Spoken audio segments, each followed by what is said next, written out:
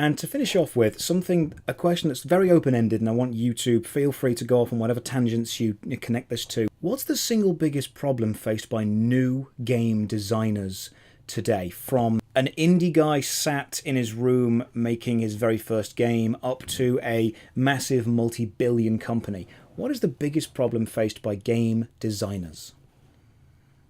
NFTs.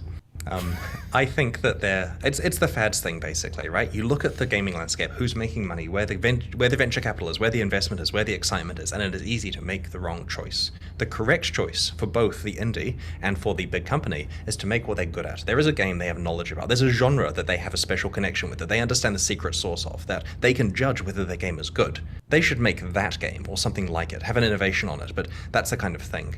They shouldn't just say, the money is in play to earn, therefore I'm making a Pokemon-style game that involves, basically comes out with Axie Infinite, because they may not have even enjoyed that. I mean, if they did enjoy it, go for it. They'll probably make a good one. It will actually have gameplay that people care about. But everything else is a hollow shell.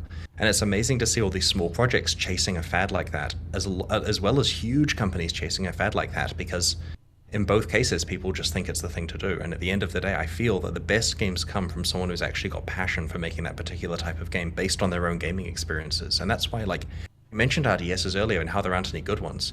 And I desperately want there to be a good RTS, but GGG will never make an RTS because we do not have the core competency, right? I enjoyed it shallowly when I was younger. I have nostalgia, but I was never good enough. No one here has played RTSs competitively. We couldn't make one that actually did the genre justice, whereas we all intimately understand action RPGs, and so we'll make good ones of those for sure.